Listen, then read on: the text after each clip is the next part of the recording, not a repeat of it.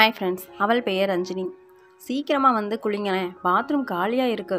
ரஞ்சினி குரல் கொடுத்தாள். கோபாலன் கலாவோடு உட்கார்ந்திருந்தான். கலாவுக்கு கணக்கு வராது, பக்கத்தில் உட்காந்து சொல்லிக் கொடுக்க வேண்டும். கலாவையும் கூட்டிட்டு வாங்க, மேக்ஸ் பண்ணிகிட்ருக்கு, கொஞ்சம் வெயிட் பண்ண. பாத்ரூமில் யாராச்சும் போயிடுவாங்க, குளிப்பாட்டி விட்டுட்டு சீக்கிரம் குளிங்க. குளித்து விட்டு என்ன செய்ய? யாரையாவது போய் பார்க்க வேண்டும். அக்கௌண்ட்ஸில் 12 வருடம் சர்வீஸ். எந்த கணக்கை எப்படியும் மாற்ற முடியும்? அதிலெல்லாம் நான் சூரன். எனக்கு வேலை கொடுங்கள், கெஞ்ச வேண்டும். உனக்குமே நான் சூரன், போடா என்று விடலாம். இன்னும் குளிக்க போகலையா? ரூமில் எட்டி பார்த்தாள் ரஞ்சினி. இவன் தலை நிமிர்ந்தான். போகிறேன் இரு. என்ன, என் கஷ்டத்தை புரிஞ்சிக்கவே மாட்டிங்களா? நீங்களும் அவளும் குளிச்சு துணியை போட்டால் தானே நான் தோச்சு போட்டுட்டு கிளம்ப சரியாக இருக்கும். மணி வேற ஓடிக்கிட்டே இருக்கு. என்ன மனுஷனோ. ஆமாம், இப்போ குளிச்சுட்டு என்ன பண்ண போகிறேன்? ஒன்றும் பண்ண போகிறது இல்லைங்கிறதுக்காக அப்படியே உட்காந்துட்ருப்பீங்களா? அப்போ உங்கள் துணியை நீங்கள் தான் துவச்சிக்கணும். அசந்தர்ப்பமாய் வார்த்தை வந்து விழுந்து விட்டது. எரிச்சல், 2.5 மாத எரிச்சல், கூடவே காலை அவசரமும் இணைந்து விட்டது. நரசம்மாவை வேலையிலிருந்து நிறுத்தி விட்டதிலிருந்து எரிச்சல் இன்னும் ஓவர்டோஸ். நரசம்மா பெரிய துணி, பாத்திரம், மொசைக் துடைத்தல் எல்லாம் அவள் டிபார்ட்மெண்ட். ஒரு சம்பளம் மட்டுமே என்றான போது அவள் நிறுத்தப்பட்டாள்.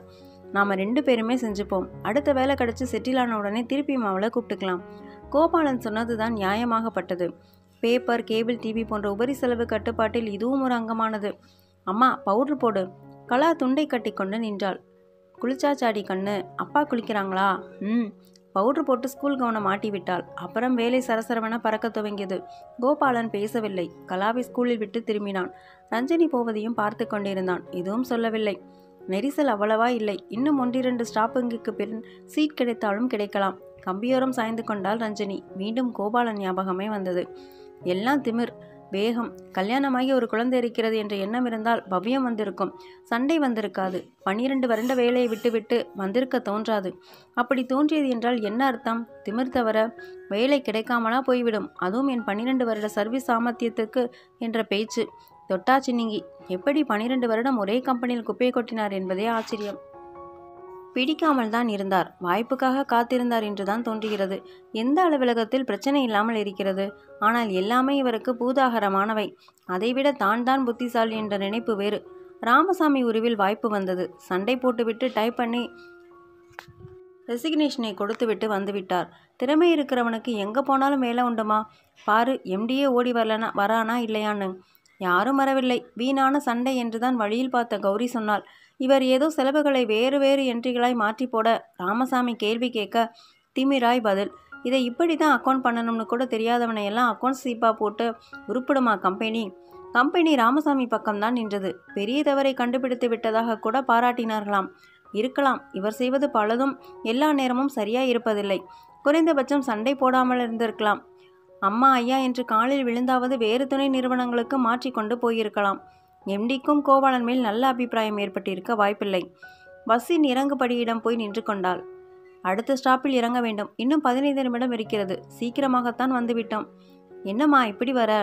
திரும்பி பார்த்தால் ராமசாமி. 1-2 முறை வீட்டுக்கு வந்திருக்கிறார், ஞாபகம் இருந்தது. நீங்கள் எப்படி சார் இந்த பஸ்ஸில்? இங்கே ஒரு கிரகப்பிரவேசம், அவசரமாக போயின்னு இருக்கேன். சந்தோஷமாய் இருந்தது. பழையது நினைவில் வைத்து கொள்ளாமல் சரளமாய் பேசுகிறாய். இப்படி ஒரு மனுஷனோடவா இவர் சண்டை போடுவார்? பஸ் நிற்க ராமசாமி இறங்கினார். எப்படி இருக்கார் உங்கள் ஹஸ்பண்டு? மெல்ல சிரித்தாள். என்ன சொல்வது? அக்கறையோடு விசாரிக்கிறார். வீட்டில் தான் சார் இருக்காரு. வேற எதுவும் கிடைக்கலையா? இல்லை என தலையாட்டினாள். அப்போ நீ தான் பாரம் சுமக்கிறியா? தலையாட்டினாள். கஷ்டந்தான், எனக்கு ஒன்றும் மனசில் இல்லைன்னு வச்சுக்கோ. காஃபி சாப்பிட்லாமா? மணி பார்த்தாள். நேரம் இருக்கோ இல்லையோ? போகலாமான்னோ?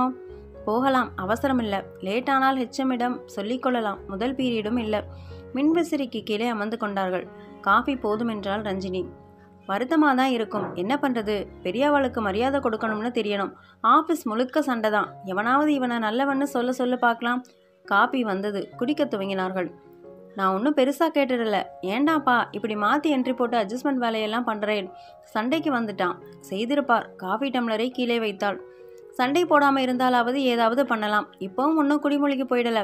என்னை வந்து பார்க்க சொல்லேன். இந்த கம்பெனி இல்லைன்னா 1000 கம்பெனி. நான் சொல்கிறேன், உன்னை பார்க்குறச்சவே கஷ்டமானா இருக்கு. என்னம்மா இருந்தவ, எழைச்சி போனா போல இருக்கியே. சரியாக சாப்பிடுறது இல்லையா? அப்பா கூட இவ்வளவு அன்பாய் கேட்டதில்லை. கண்ணோரம் நீர் திரண்டு விட்டது. கட்டுப்படுத்தி கொண்டாள். அழாதம்மா, அவன் நல்ல டேலண்ட் ஆள்மா. என்கிட்ட அனுப்பிவை, நான் சொல்கிறேன் என்ன பண்ணலாம்னு. வீணா மனசை போட்டு குழப்பிக்காத. நான் இருக்கேன்னு இல்லையோ, என்ன மிஸ், உங்கள் ஹஸ்பண்ட் பிஸ்னஸ் ஸ்டார்ட் பண்ணிட்டாரா? ஜோதி டீச்சர். டிஃபன் பாக்ஸ்லேருந்து ரஞ்சினி தலை நிமிர்ந்தாள். இன்னும் ஃபைனான்ஸ் செட்டில் ஆகலை. 2 மாதத்துக்கு மேலே ஆவதில்ல. வெறுமனே தலையாட்டினாள். மரியாதைக்கு சொன்ன பொய். பிஸ்னஸ் ஆரம்பிக்க போகிறார், அதனால்தான் வேலையை விட்டு விட்டார். மேலே மேலே இப்போது பொய்யை தொடர வேண்டும். எங்கள் ரிலேட்டிவ் ஒருத்தர் இருக்காருங்க, அவர் ஃபைனான்ஸ் வாங்கி தரது, போக்குவரத்து எல்லாம் பார்த்துட்ருக்காரு. அவரை வேணா வர சொல்லட்டுங்களா? இன்ட்ரெஸ்ட் எவ்வளோ இருக்கும்? நமக்கு அதெல்லாம் தெரியாதுங்க. சும்மா வீட்டுக்கு வருவார். எங்கள் வீட்டுக்காரர் பக்கம் சொந்தம், நல்ல மனுஷன். இல்லை, இப்போது வட்டி நிறைய கேட்குறாங்க, அதான் பிரச்சனை. இவர் கூட 2-3 பேரை காண்டாக்ட் பண்ணாரு. அப்புறம் இப்போ பேங்க்கில் ட்ரை பண்ணிகிட்ருக்காரு. எவ்வளவு சரளமான பொய்கள்! வெக்கமாக இருந்தது, பரிதாபமாக இருந்தது. தன் தலை இவ்வளவு தாழும் என்று நினைத்ததில்லை. எல்லாம் சீக்கிரம் நடந்துவிடும் போல்தான் தோன்றியது. என்னவோ மறுமாசமோ வேறொரு வேலை கிடைத்துவிடும் போல் பேசினார். அவ்வளவு சுலபமில்லை என்பது போக போகத்தான் தெரிந்தது. பேப்பரில் விளம்பரம் கூட கொடுத்தார். தம் திறமையும் அனுபவத்தையும் பயன்படுத்தி கொள்ளும்படி. யாரும் பதிலே போடவில்லை. அதுதான் நிலைமை. ஆனால் அவரால் அதை ஏற்க முடியவில்லை. யார் வெற்றிலை பார்க்க வைத்து அழைப்பார்கள் சண்டைக்காரனை? வேறு வழியே இல்லை. ராமசாமியைத்தான் போய் பார்க்க சொல்ல வேண்டும். நிச்சயம் முரண்டு பிடிப்பார். சமாளித்து விடலாம். நிலைமை சொல்லி 2.5 மாதம் வெறுமை நிச்சயம் மனதை மாற்றியிருக்கும். மாறவில்லை என்றால் இல்லை, மாற்றியே ஆக வேண்டும். இனி இந்த பொய்கள், அவமானங்கள் தாங்க முடியாது. இதைத்தான் முதலில் சொல்ல வேண்டும். வேறு வார்த்தை இல்லை. வாழ்வதற்கு மானம் முக்கியம். அதற்கு சொந்த வேலை, சம்பளம், கௌரவம் அவசியம். 4 பேர் மதிப்பது அவசியம். கோபங்களை மூட்டை கட்டு. பவ்யம் பழகு. ராமசாமியை போய் பாரு. அழுதேனும் சாதித்து விட வேண்டும். கடைரங்க கத்தரிக்காய் வாங்கி கொண்டாள். எண்ணெயில் வாட்டி துவையல் கோபாலனுக்கு பிடிக்கும். அங்கே இருந்துதான் விஷயத்தை ஆரம்பிக்க வேண்டும். ரங்கநாதன் தெரு இடித்து கொண்டிருந்தது. கலாவுக்கு புடலங்காய் துண்டு வாங்கி கொண்டாள். இடிகளை சமாளித்தபடி நடக்க துவங்கினாள். என்ன ஆனாலும் பரவாயில்லை, குடும்பத்துக்காக விட்டுக்கொடு என்று கேட்க வேண்டியதுதான். ஏய், பார்த்து போக மாட்ட? விகாரமாய் குரல் வரவே அரண்டு போய் சட்டென நின்றாள். திரும்ப பாஷா.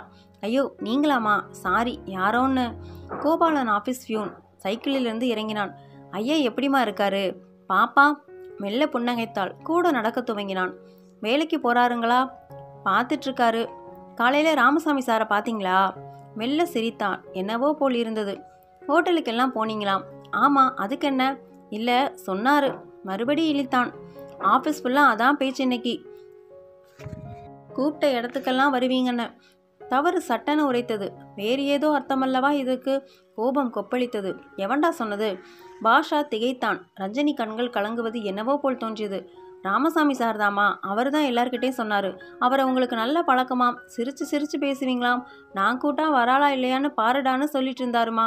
அதிர்ச்சியாக இருந்தது. ஜீரணிக்க முடியவில்லை. தொண்டையை துக்கம் இருக்கியது. முன்ன இதுபோல் சொல்லி தகராறு ஆயுதனானம்மா சாரு ரிசைன் பண்ணாரு. தெரியாதுங்களா உங்களுக்கு? மற்றொரு அதிர்ச்சி. 2.5 மாதமாய் இதை சொல்லாமலா புழுங்கி கொண்டிருக்கிறார்? கண்ணீர் வழிய துவங்கியது. இந்த முறை அதை அவளால் கட்டுப்படுத்த முடியவில்லை.